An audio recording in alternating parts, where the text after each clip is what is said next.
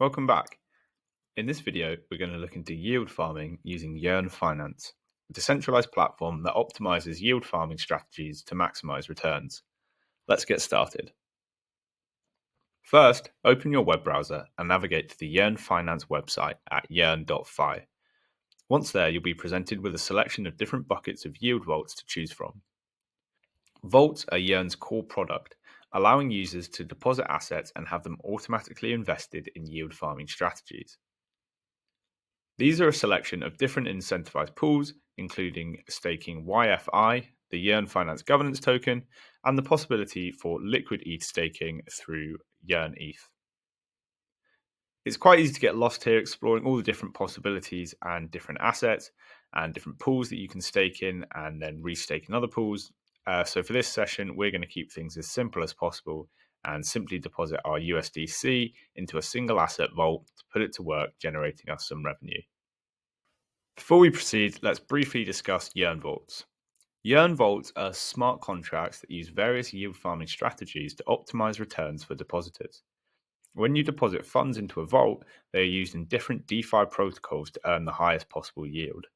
Vaults can be highly efficient, but it's important to understand the risks involved, such as smart contract vulnerabilities and obviously the market risks. We're going to select the V3 vaults here to get the latest vaults. Once we're in the vaults section, you'll see a list of available vaults, each with different assets and strategies, and you can easily see the different APRs available for each one. Let's first filter by Arbitrum at the top and see what pools we have available. As you can see, the list is greatly reduced and we only really have stablecoins here, which is exactly what we're after. For this tutorial, we'll use the USDC vault.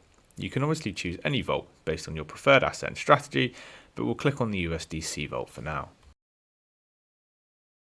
Here we are now presented with the vault details screen. You can see the total amount of USDC deposited, the historical APR of the strategy, and the value of our holdings in this vault, which is obviously 0 for now as we haven't put any assets in. You can see the simple UI for the deposit of assets and also the description of the vault strategy, which is laughably vague, but if we click on vaults, we can actually see where the assets in this yield are being allocated to, which in this instance is lending on Compound and Aave.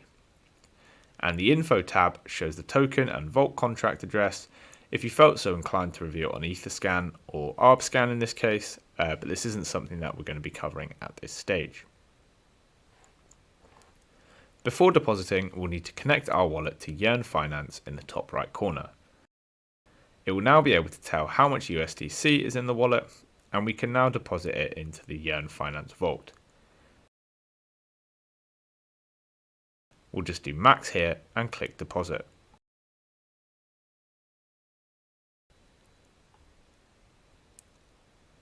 Once confirmed, the transaction will be processed on the Arbitrum blockchain and rather quickly display as confirmed on the Yearn Finance UI.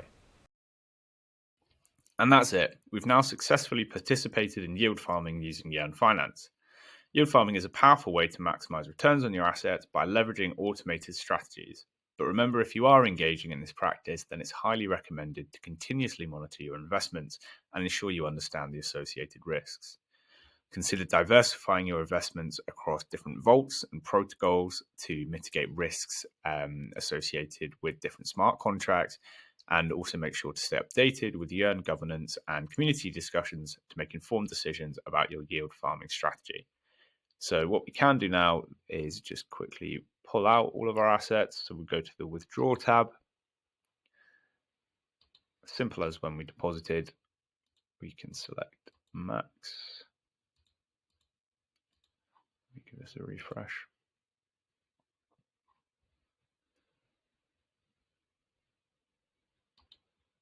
We can select max and then withdraw. So it looks like we've lost about 1 or 2 cents in fees, but I say nothing to worry about. Obviously, in real life, we'll be doing a lot larger sums than this. Let me just approve that MetaMask.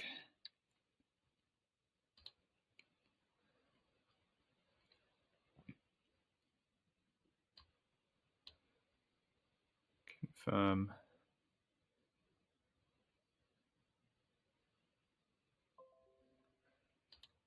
And we're done. That value's back in 0, and the assets in USDC are now back in our wallet, which we can see here. All right. Well, thank you for following along. Feel free to reach out if you have any questions or need further assistance, and I'll see you in the next video.